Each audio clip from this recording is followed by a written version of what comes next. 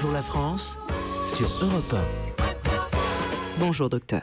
Je veux pas me souvenir de ce que j'en ai fait.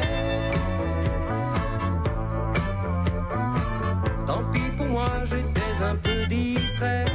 Impossible de vous souvenir de ce que vous en avez fait. Ce matin avec vous, docteur, on va parler de ce carnet que vous avez probablement égaré, chers auditeurs, comme William Scheller, je suis fatiguée. Le carnet de santé. Mais oui, il est pourtant essentiel dans le suivi de notre santé. Vous allez tout nous expliquer, puisque prochainement, il va être au cœur d'une petite révolution. Inchangé depuis 2006, un nouveau carnet de santé va faire son entrée le 1er avril prochain.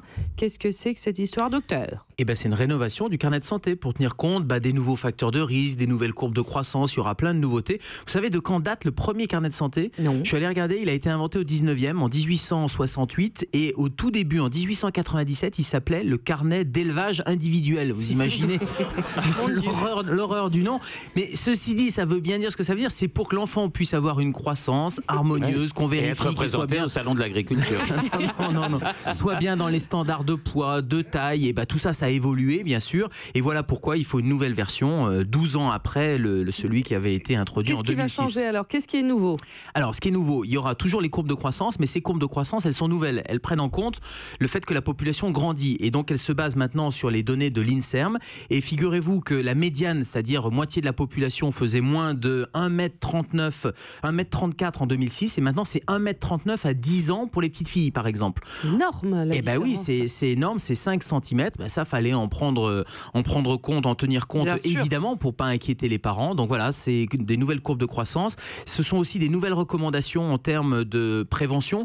Exemple, il faut faire attention quand on a un bébé de ne pas le mettre dans une pièce où la télévision est toujours allumée. Donc il y a des conseils de prévention sur les écrans, par exemple. Évidemment, en 2006, c'était pas du tout la même chose. Il faut éduquer les parents là-dessus aussi. Bien sûr. Et donc ça fait partie de ce carnet de santé, non seulement du suivi individuel, mais il y a tous ces conseils qui sont donnés. D'accord. Et puis, on l'a appris au 1er janvier 2018, il y a de nouvelles recommandations vaccinales. Et bien sûr, elles vont être intégrées dans ce carnet de santé. Mais est-ce qu'à l'âge adulte, c'est indispensable le carnet de santé ? Puisque j'ai perdu le mien il y a des années, qu'est-ce que je fais ? Je vous rassure, vous n'êtes pas tout seul, parce que je n'ai pas un patient, moi, qui arrive en me montrant son carnet de santé.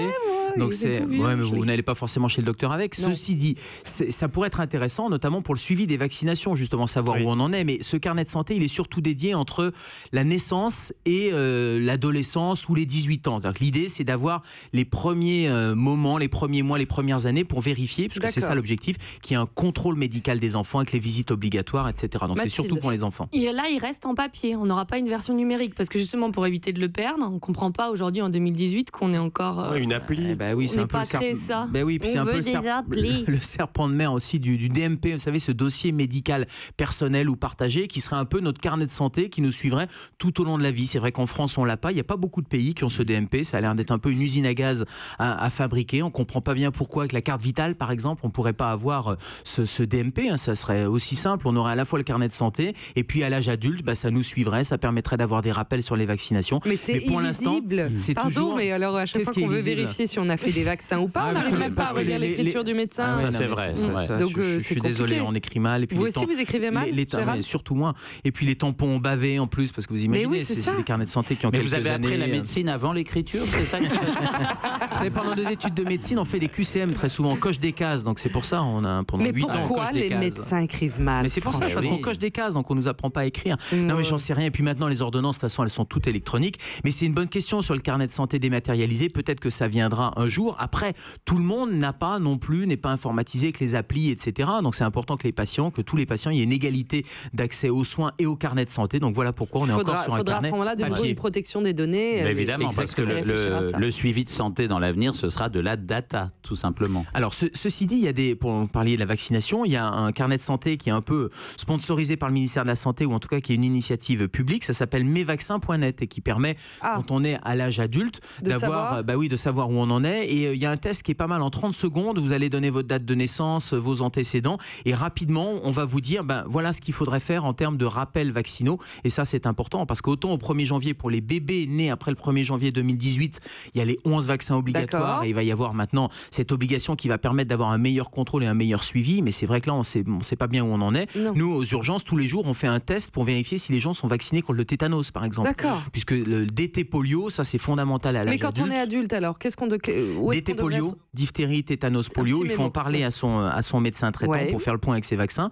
Quand on va faire des voyages, il y a des vaccins et c'est des vaccins parfois obligatoires, parfois fortement recommandés. Là aussi, c'est très utile de faire le. Non, palu, c'est pas un vaccin, mais il y a d'autres vaccins. À la dengue non plus, mais par contre la fièvre jaune ou les hépatites ou les méningites. Donc c'est important avant un voyage de faire le point sur les vaccinations. Puis là, on a parlé beaucoup des épidémies de rougeole. On voit que la population n'est pas protégée. Et si vous n'avez pas eu la rougeole et si vous n'avez pas été vacciné ou à jour de vos vaccinations, c'est important de faire ce rappel de ROR rougeole au rayon rubéole. Donc voilà, donc c'est l'occasion de faire le point avec votre médecin. Mais déjà sur ce site mesvaccins.net, ça permet d'y voir un petit peu plus clair et d'avoir les idées sur ce rappel vaccinal ou pas. Donc notre vieux carnet de santé, on le garde. Ah bah oui, bien sûr, on le garde.